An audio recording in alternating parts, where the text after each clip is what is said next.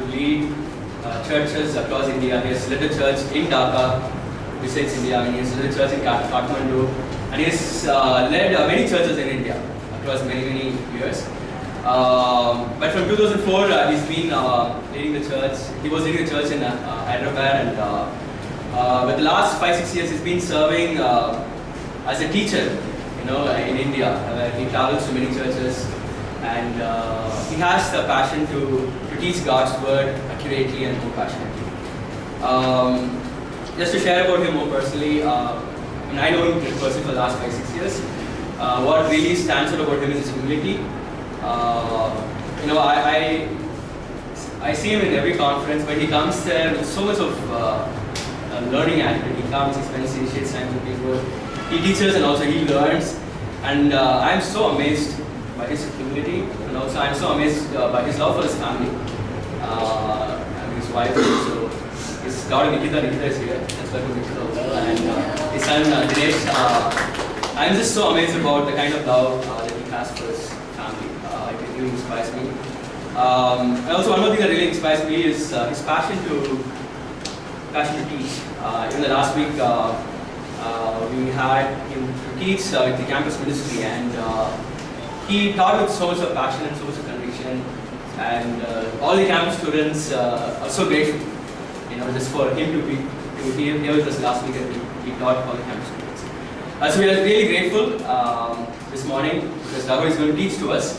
So I would really urge all of you to open your heart as he's going to talk to us. So we're going to have a song at this moment, and after that, we will.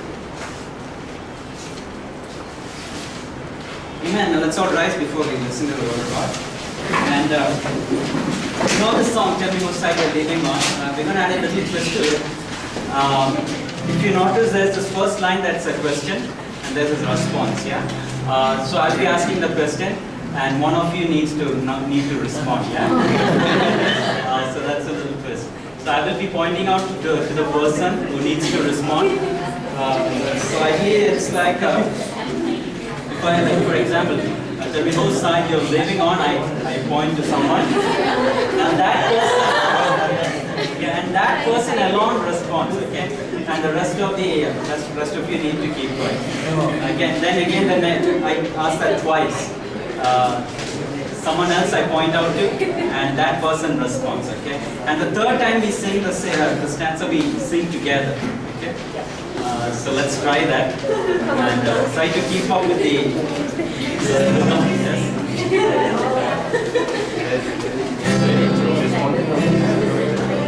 Tell me whose side you're living on. I'm living on the Lord's side. Tell me whose side you're living on. I'm living on the Lord's side. I'm living on the Lord's side. Tell me whose side you're fighting on. I'm fighting on the Lord's side. Tell me whose side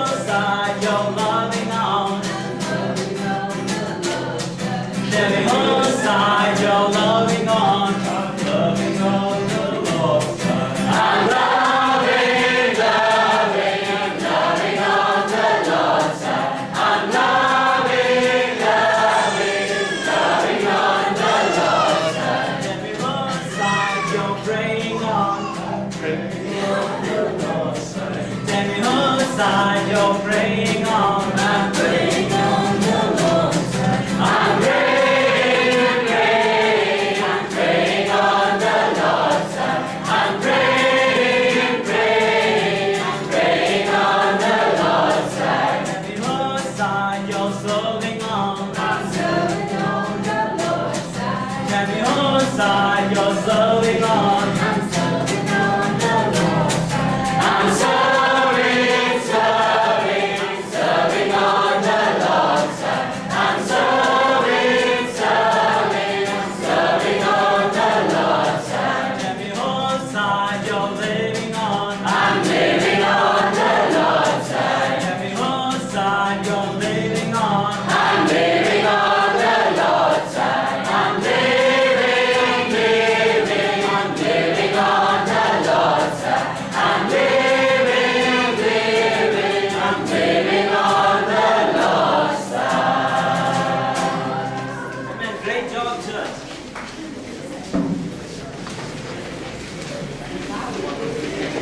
Amen. So, good morning. Good morning, all of you. Good morning. Good to be together and this wonderful gathering. Wow, it's a joy to be in this meeting and be able to speak to you all awesome people who, and address you all in English. Alright? No translator.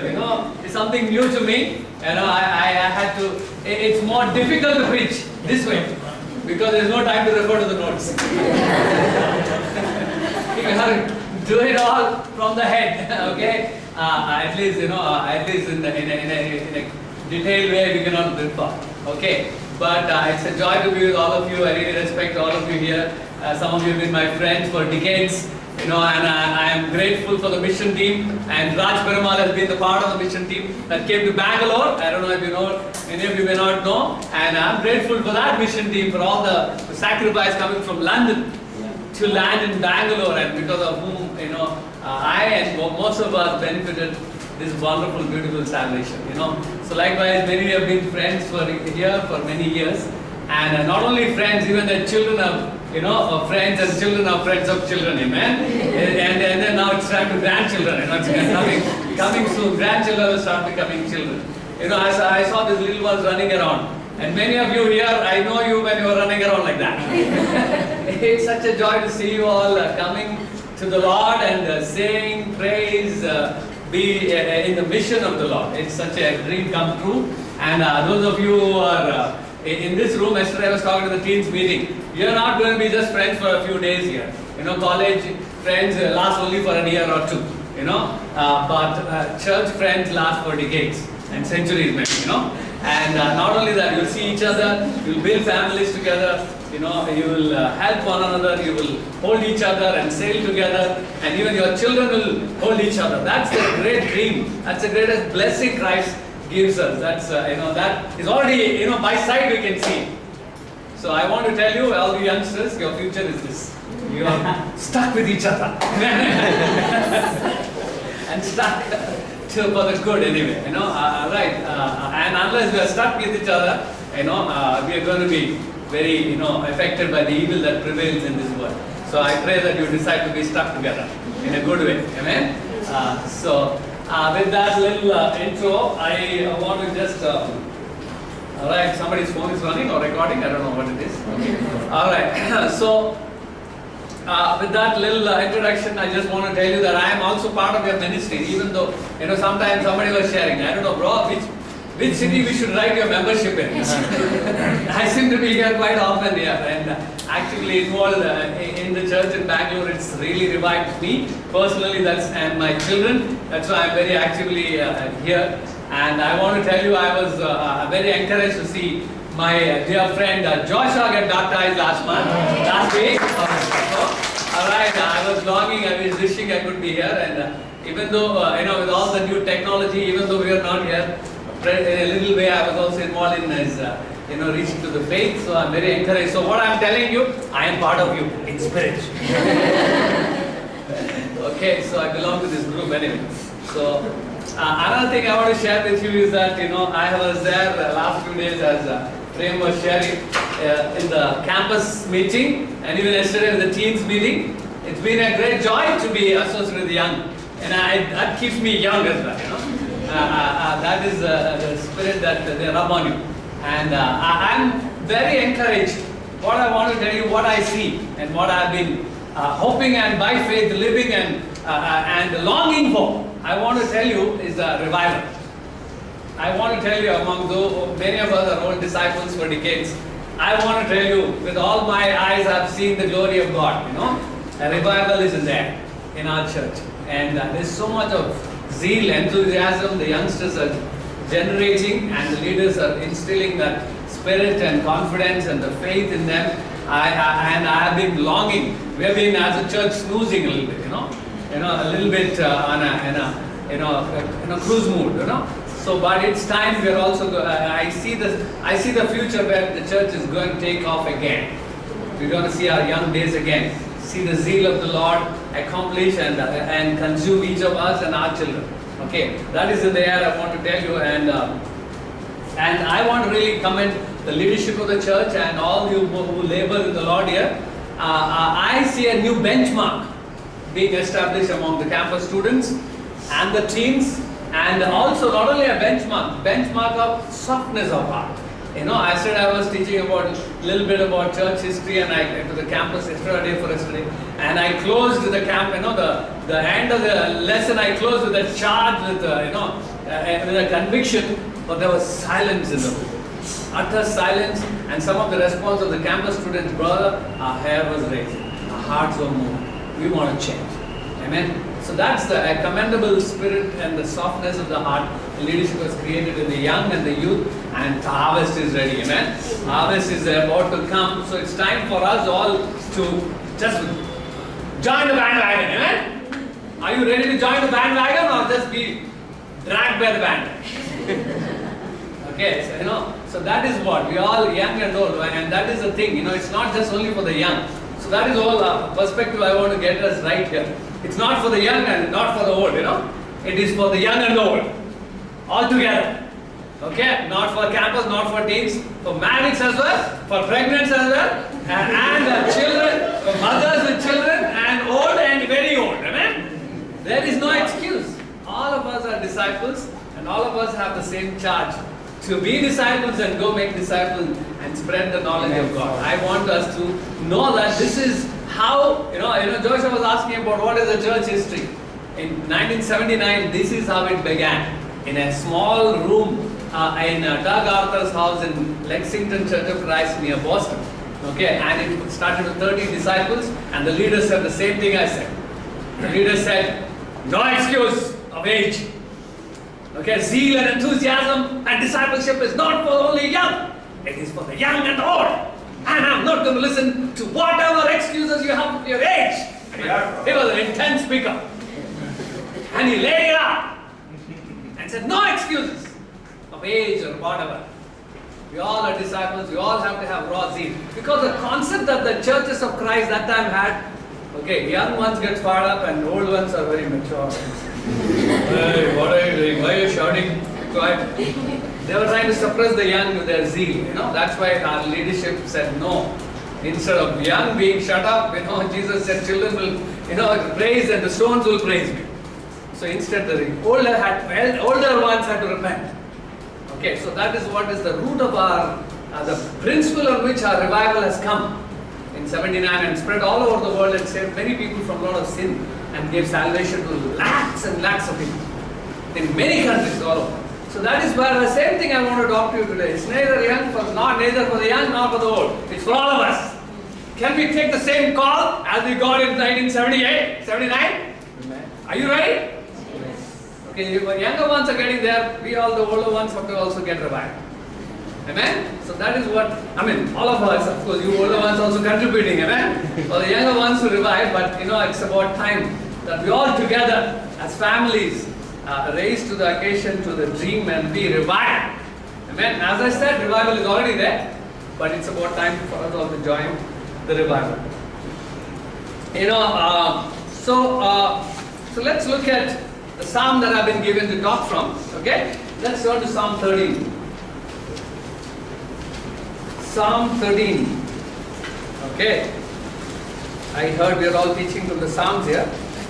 And I'm going to little deviate from the Psalms, but we're going to start with the Psalm. Okay? Alright, let's start with the Psalm 13. Okay, somebody want to read? That'll give me space. Okay? Somebody loud. Yeah? How long, O Lord, will you forget me forever? How long will you hide your face from me? How long must I wrestle with my thoughts, and every day have sorrow in my heart? How long will my enemy triumph over me? Look on me and answer, O Lord, my God. Give light to my eyes, or I will sleep in death. My enemy will say, I have overcome him, and my foes will rejoice when I fall. But I trust in your unfailing love. My heart rejoices in your salvation. I will sing to the Lord, for he has been good to me. Amen. You know, this is Psalm of David. I've not studied the context thoroughly, but what I know of is it could be in the context of Saul persecuting him. You know, one of the greatest enemies was the Saul, who was persecuting, and he was running around hiding in caves, and been very troubled by it. It says, so in this trouble, David is saying, Lord, how long am I going to struggle? Okay, and how long will you forget me? Okay, how long I have to suffer with these thoughts? How long will sorrow be in my heart? So how long this evil will overwhelm me? Okay, and laugh at me, saying I have overcome him. But in the end, he says, I know I may feel all this. How long? And I know that evil may seem like enslaving me. But I trust in your unfailing love. I know you're there. I know in this trouble also you're carrying me. Okay, I know you are the beginner of salvation and finisher of salvation. I'm just a mere small player. I just cling to you, O God, in my prayer like this, and I know you'll deliver me. Because your love will not fail. You will never leave me alone. Okay, and I will rejoice in your salvation, for you have been good to me, and I will again sing of your might and glory. Okay, so that is what I want you to know, that this is what the psalmist is talking. And we may feel like that in our lives. Okay, do you have a Saul in your life? It may not be a Saul, but a Saul-like situation. A thorn in your flesh, a trouble in your heart, a trouble in your way, that is causing you all the time to feel discouraged, depressed, disillusioned, hopeless. Will I ever change? Will things change around me? It could be family problem, it could be sin struggle, it could be a marriage problem, it could be children problem. I face some challenges about my children going up and down, and my marriage being a little bit rocky sometimes. Okay, and my parents' health being a little up and down.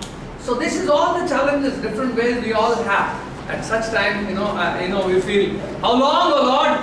Don't we long that the Lord will come, and then we'll all, like a flash, change.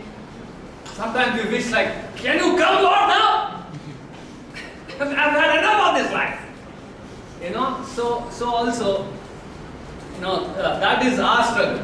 How we can relate to David is something like, we want to see it all end and finish off. And it's pretty challenging to go through the roller coaster of faith. Isn't it easy to survive? To pick up your cross and follow Jesus, is it easy? Pretty challenging. In such a time, we also feel like, how long? So let us see. In one way, I want to say that in this situation, when we are looking at, one of every Christian's desire is that the Lord may come, and we'll all have to have no sorrow. We are singing, no sorrow, no death, no decay. When will that day be? And so for that to happen, what is it? How long? Let's see. Let's see in 2 Corinthians, 5th chapter. Our struggle is how long am I going to keep on and on? I wish this struggle ends. The Lord will come. 2 Corinthians 5, 1 to 5. Okay, someone read? Yeah. For we know that if the tent that is our earthly home is destroyed, we have a building from God, a house not made with hands, eternal in the heavens. For in this tent we groan, longing to put on our heavenly dwelling. If indeed by putting it on, we may not be found naked. For while we are still in this tent, we groan, being burdened.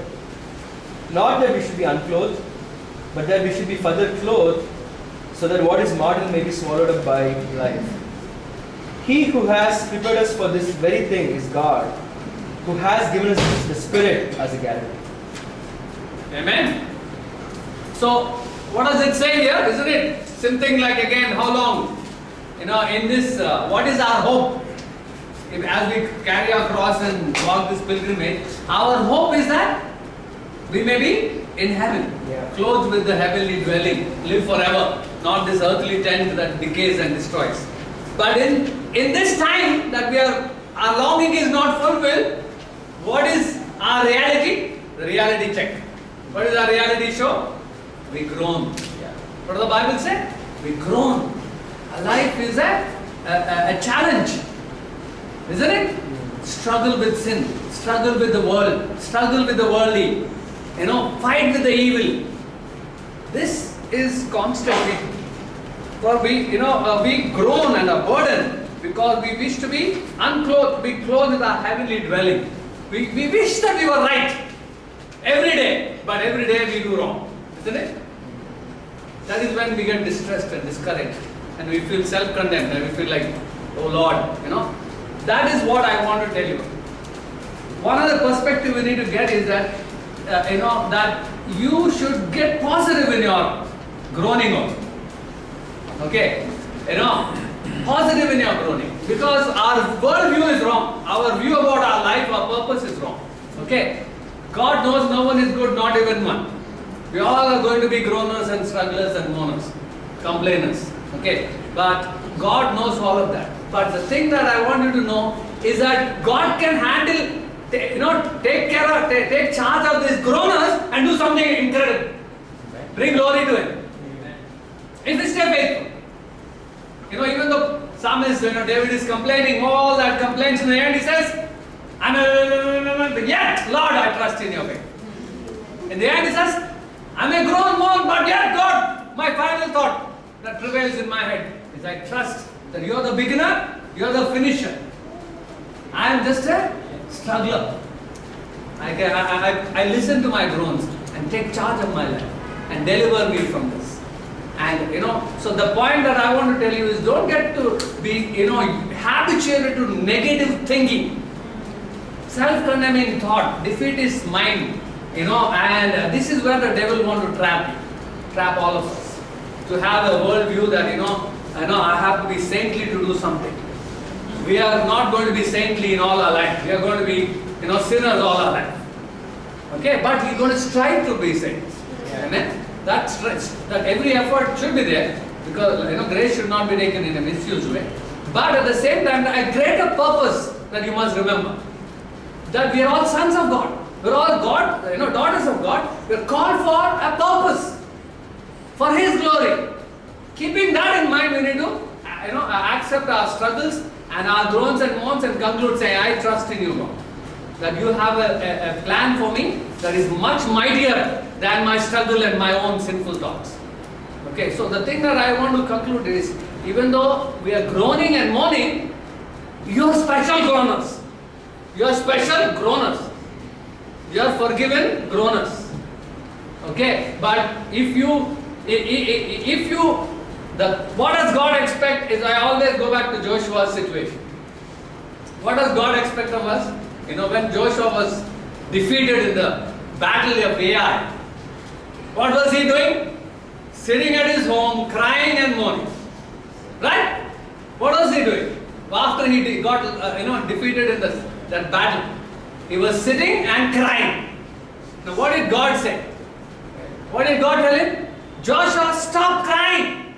Get up. Do something. You're a man. The same way God looks at all of us, groaners and mourners in this world of struggles.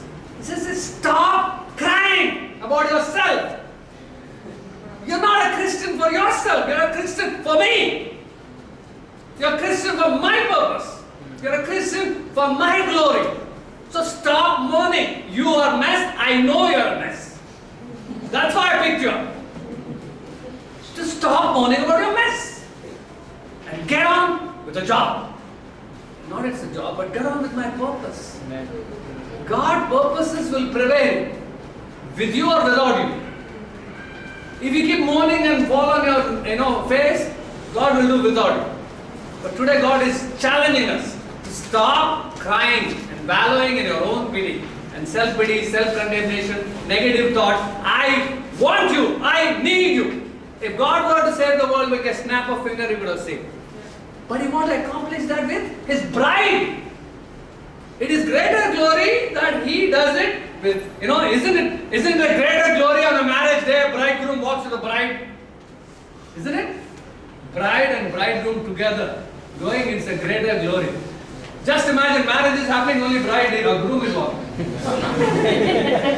No bride, and everybody is wondering, where is the bride? Oh, bride is not ready. So that is the perspective. God wants the bride to be ready. And that is the reason that we are the bride of the Lord. And how long the Lord, He says, you're not ready, that's why I'm not coming. Okay, so that is the perspective we need to get. So the thing that I want to take charge, again talk about revival. The Lord, you want this groaning to end? Let's be revived, amen? Let's turn to 2 Peter. How long is the day? 2 Peter, 3rd chapter. Talking about scoffers who talk about, what is this? When is this coming? Whenever we talk to the people on the street, it says, what you are telling, Jesus coming, world ending, shut up, everything is going on as it is. We are all living for, our luxury, pleasure, life, glory, glitter, success, achievement. They're all scoffers around us. In talking about the scoffers who says, what, nothing happens, but they forget what happened in the past. Sodom and Gomorrah, Noah's flood. Okay, the punishment to Israel by being casting away to Assyria and Babylon. They forget that God has judged before. Okay, but let's read 8th verse, 8 to 9. Someone read. But do not overlook this one fact, beloved, that with the Lord 1 day is 1,000 years, and 1,000 years is 1 day. The Lord is not slow to fulfill His promise, as some may count slowness, but is patient toward you, not wishing that any should perish, but that all should reach repentance. Amen. God is, he's saying, how long is this groaning? He's patient. He wants, he wants the whole world saved. He wants everyone to come to repentance.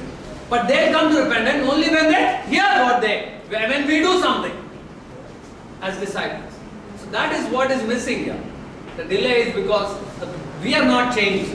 We are not transformed. We have not been the way we were actually even in personal life. Forget about, especially, I can speak for myself. I'm not as zealous as I was 25 years ago. The Lord wants us all to get revived, young, old, and be able to bring salvation to the earth. Then He will come. Continue, let's read further. Alright, it says 11th verse. Since all these things are thus to be dissolved, what sort of people ought you to be in lives of holiness and godliness? Waiting for and hastening the coming of the day of God, because of which the heavens will be set on fire and dissolved, and the heavenly bodies will melt as they burn. But according to His promise, we are waiting for new heavens and new year in which righteousness dwells. Amen. What does it say? In that version it says, hasten is coming. Okay? In this NIV it says, speed is coming. It says, as you look for the day of the Lord, and speed is coming. The Bible says, the bride has the power to speed the coming of the groom. We as a church can hasten His coming. But if you're going to be lukewarm, cruising along, be a denomination, not be radical disciples like we were, then it will take a long time. So that is the point that we need to understand, is that we got to get this perspective right. We got to get to be radical disciples like we were before. And hasten the Lord's coming. And this is the purpose that we need to live for. That is why it's going to take if not, it will take a long time. This can happen in our own generation. Do you believe that? Yes. Paul believed it. Paul believed that it can happen in his own generation. He labored hard. In fact, he wrote in the Bible, the Lord will come in our own lifetime, will be changed like a flash. Yes, it can be. You don't want to die? It is possible. It is possible that in our own generation, we will not taste death, and the Lord will come, we'll all change like a flash. It seems hypothetical, but better to live for something that, something that is, that can happen by faith than be faithless. God's word says it can happen. Paul believed and lived like that. So it can happen in our lifetime. Okay, not the, so that is why I'm telling is, in one perspective, Lord, how long, Lord, this carrying cross and struggling like a disciple? Okay? You take it a bigger cross. Take your cross, don't mourn about your cross, take it higher. Get more radical. Get more revived. Get, let the blood of the saints is the seed of the gospel. Yes, amen. That is what is the past history of the church. Blood of the saints became the seeds of the gospel. Okay, where is the seed? Okay, where is the seed? Where are, so that is what I want to tell you, that we are not radical enough. We have revived. We are getting back to where we were, and we have to take it even higher. Does that scare you? Modi has come into government. So, that is a good sign, I think. God is saying time to shed some blood. Maybe. Come on. Are we ready? That is what, you may, this is what we used to hear in our church in 1988 when we came. In 1988 when we came, people came with guns in their pockets to us. Do you know that? Literally there were guns in their pockets. People they were mad at the leadership. So some have been, in some situations have been shot at in some other places. Nothing got harm, but this is what is the mark of a true church. We had the marks of a true church way back 1988. We had Sangeet Theatre, we would be meeting there, Raj Perumal and all others, many young, older disciples, they'll know. We had, bouncers in the door, ushers were not welcome, sir. We had ushers as bouncers, all the hefty and the strong, or put them on the street, and we would tell them, see, that fellow is a troublemaker and a gunda.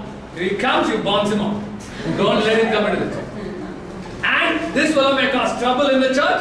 The moment he opens his mouth, grab him and throw him out. We had this is all staff meeting.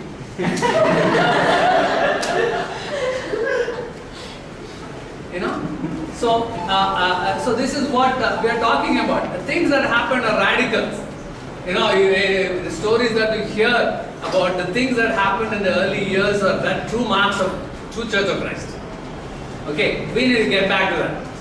We already had some serious trouble recently, That is the kind of trouble that we need to keep having. Prem was already there inside jail. Like that. We need to have many more incidents. Don't get scared about that. Alright? So that is what we need to get our revival to a higher level. I've seen revival, but that is still gear 1. Gear 2, gear 3, gear 4. We have to take it step by step higher, and I believe this it is in the air. Does that scare you? It should not scare you. Okay, it's human to get scared, but it's time to just get radical. Amen? So that is what I'm telling is, how long means it's in our hands. Okay, so that is something that, one thing I want to talk to you about is, we need to have dreams. We need to have dreams. When in 1988, I also came to an English meeting like this. Not 1988, 1986. I was a born Hindu. I went to another fellowship in Cambridge Layout, and I became a kind of charismatic Christian. But I was never challenged to be a disciple, never challenged to be radical like this.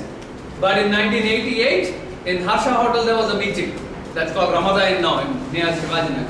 There I was invited. There I was challenged to be a disciple. The same challenge that you are hearing now. Okay, similar challenges. Challenge to be a disciple, challenge to dream for Christ. Then I was already on my way to live a worldly dream, go to America, make money, have a great business. But then I got convicted by what I heard, and I changed. And I committed my life to Christ from 1988. Till 26 years, it's still running. Amen? So that is the kind of commitment God looks for from all of us for the next 25 years to change this country and change this city. Amen? Are you willing to take your heart there? Now, the thing that we need to dream. Do you dream that all of Bangalore can be changed?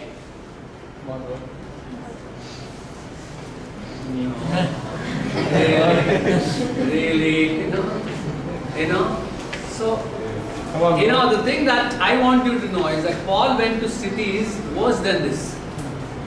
If you're talking about Ephesus, Corinthians, that he went and changed the whole city and caused riots in the city, they were worse. They were worshipping idols, they were committing prostitution in the name of their gods, they were hardened, immoral people, there were divorces, there were abortions, there were all kinds of sin going on. They were totally Hinduistic, worse than Hindu kind of cities there. But Paul went in with a dream. And he said, I'm going to change this city. Daily have discussions in the lecture hall of Tyrannus, in the lecture hall of Ashirvad. I'm going to talk about God. And I'm going to change the people. In 1.5 years, all of Ephesus and all around, they heard the message of the Lord. And even people, sorcerers started to burning their scrolls. Idol worship stopped. The whole city and its shape changed. So much so the idol makers got mad. Because idols are not being sold. And that became the source of biggest persecution against Paul. Because idol makers of the city of Ephesus were mad at Paul. And they put up a case against him. Troubled him, ultimately became the cause for his death. He turned the city so much upside down that nobody will buy idols. An idolatrous city. He had faith. Do we have faith? Come on, man. The moment can all of Bangalore change? Really? With God everything is possible. We got to have the seed of faith. I mean, it's not we are going to, he's the beginner and the finisher of salvation. Okay, we need to believe. If we believe and dream, God can do it. Actually, when we came in the early years, we believed like that. Yeah. You don't know what, we believe we were young, very young and very zealous. The Spirit was upon us. I'm telling you, it's not by man's work. The Spirit will come. Yeah. When we get there believing, the Spirit will come upon us and it will accomplish the goal.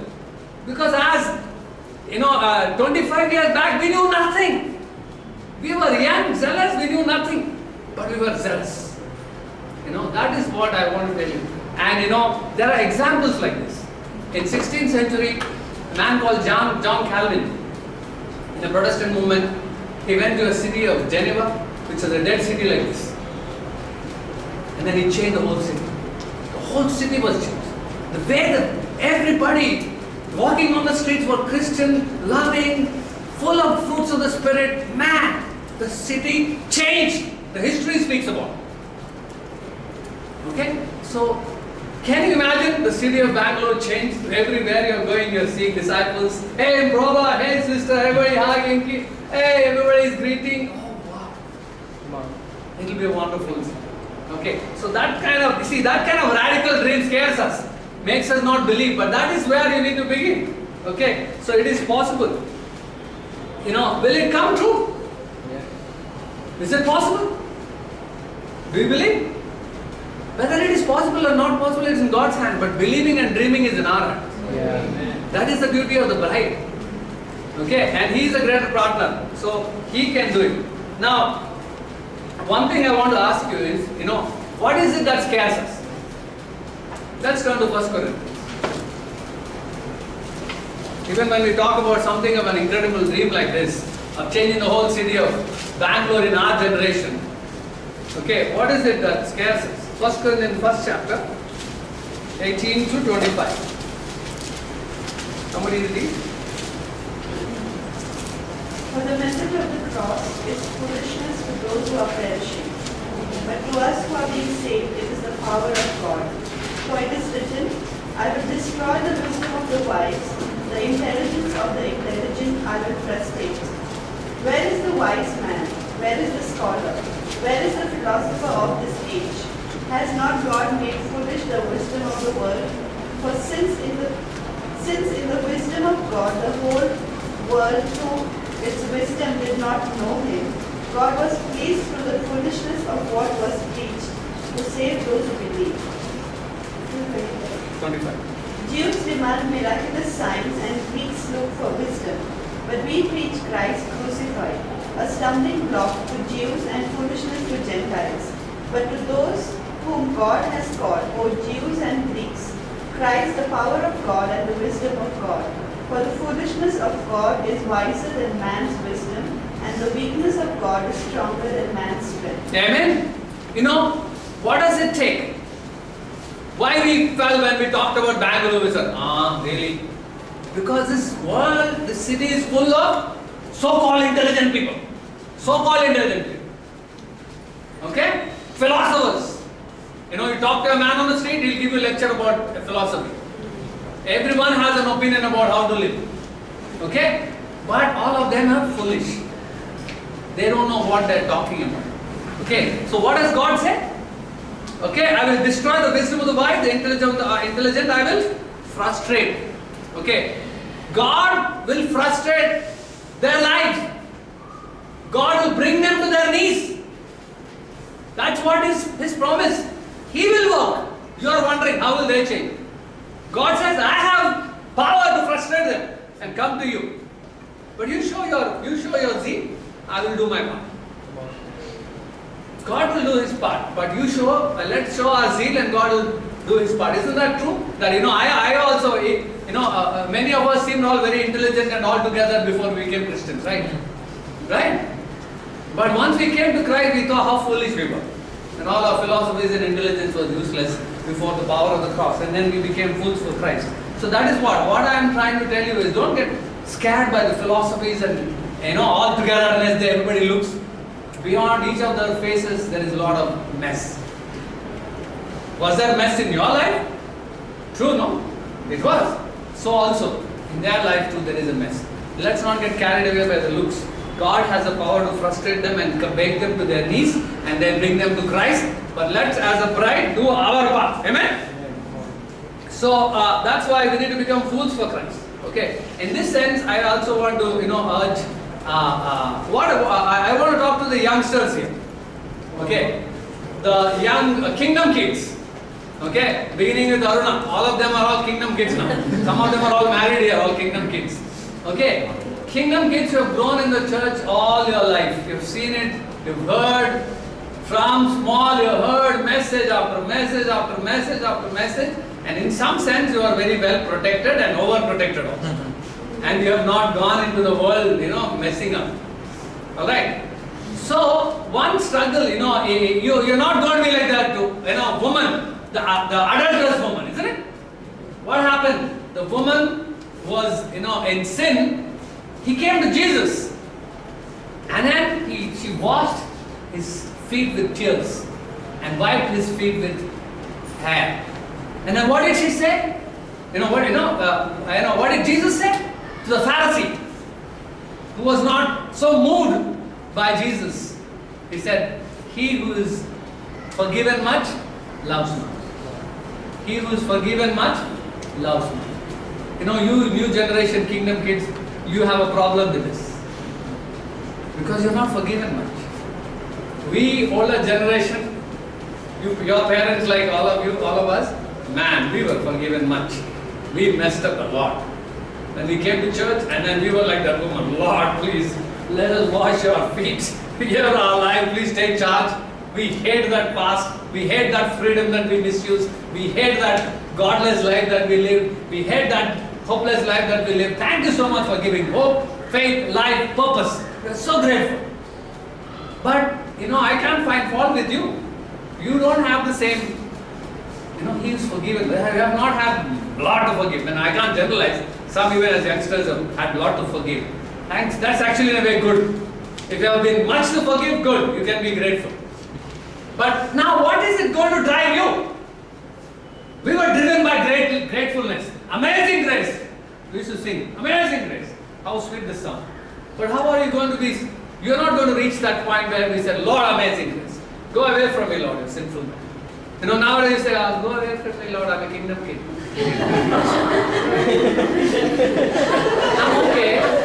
I'm okay, I'm a leader's son.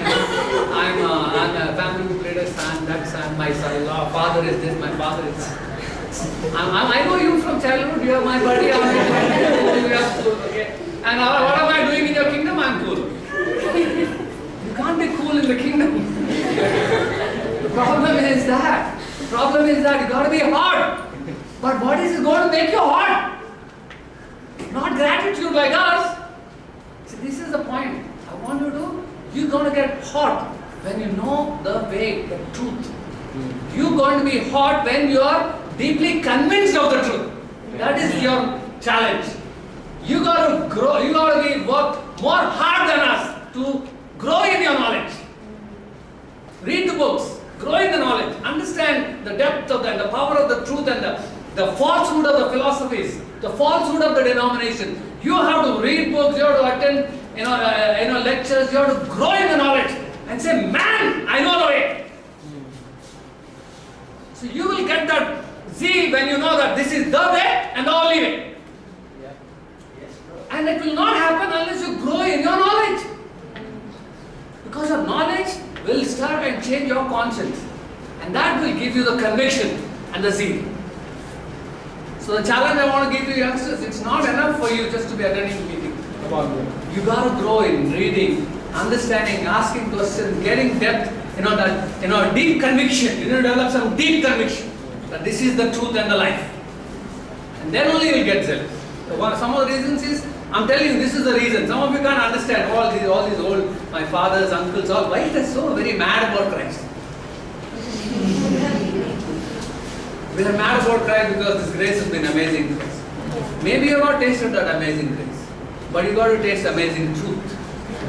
Then you will be zealous. Okay, so that's the challenge I want to give you, and go away with that. Okay, and the challenge for the older amongst us, all together.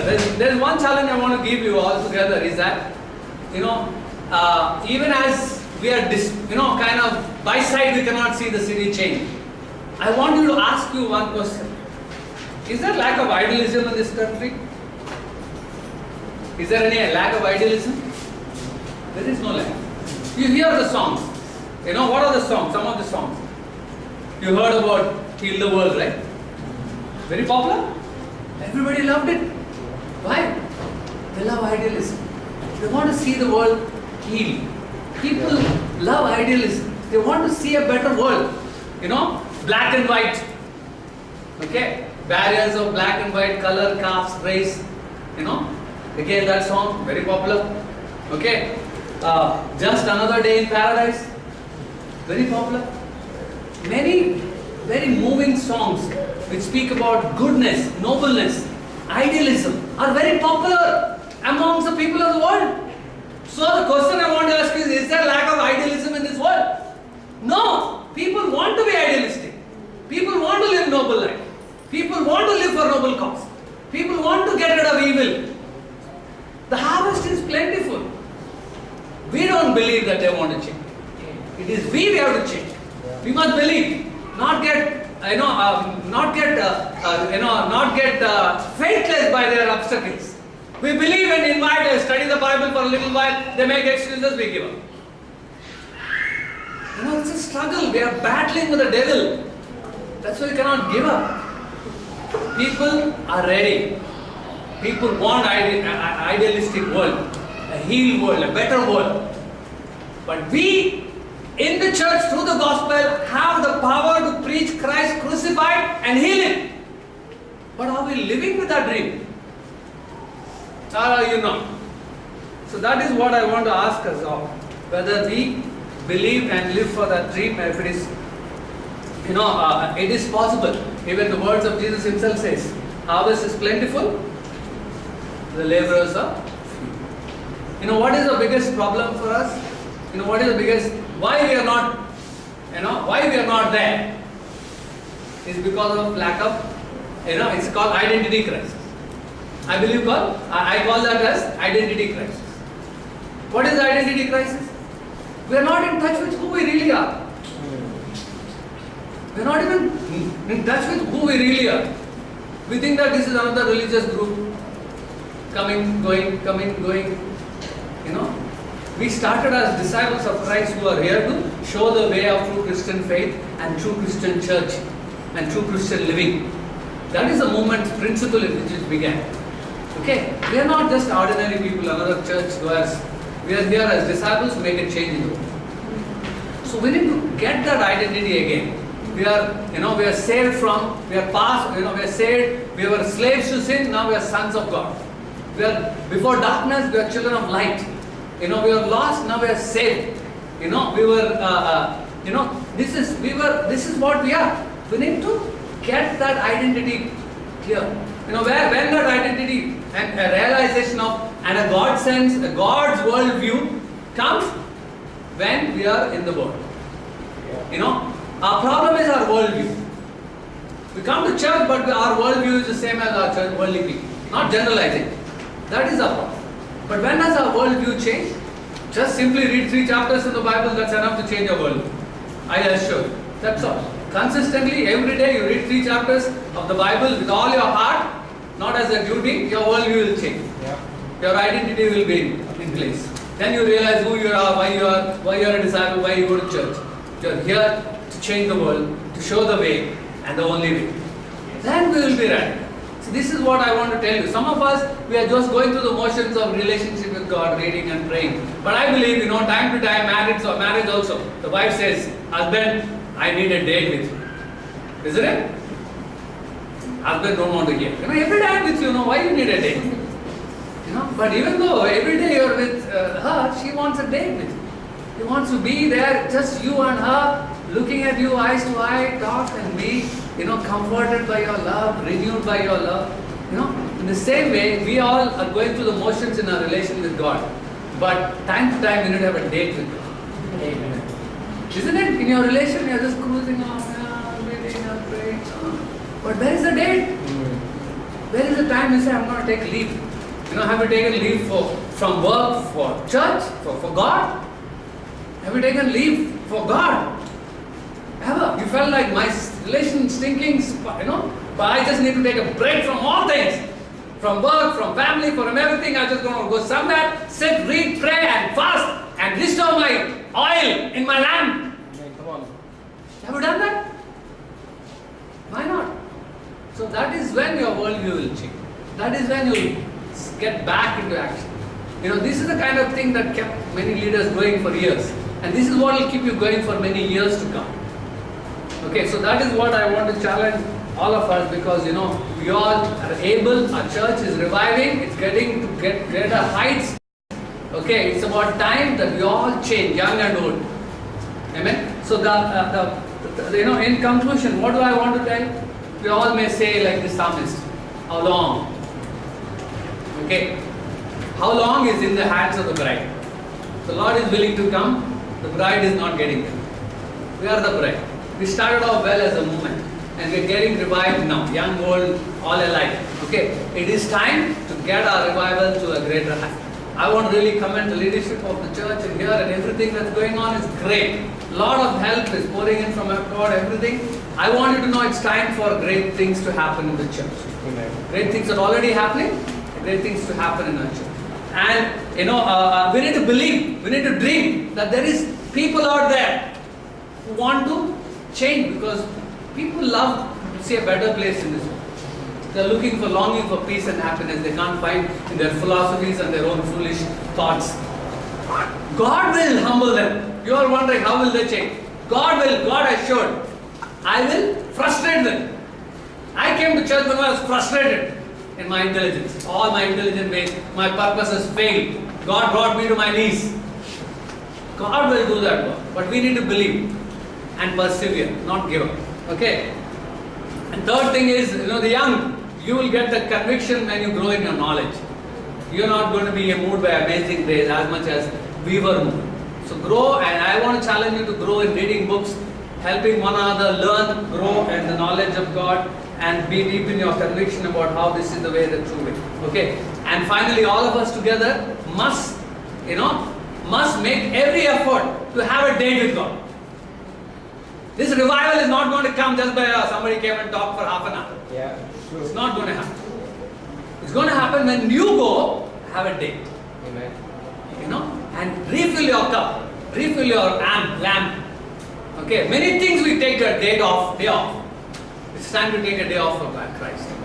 Then we will all be back in action, taking the church to greater heights and I believe that the future glory will be greater than past glory. In the past, we were very zealous. We were not matured enough. Now we have grown matured, and we know how to handle churches, thousands of people. We have grown matured, but let's use this mature to build not just thousands, tens of thousands. Yeah. Amen? With that, I leave it to you. Amen. Thank you. Amen. when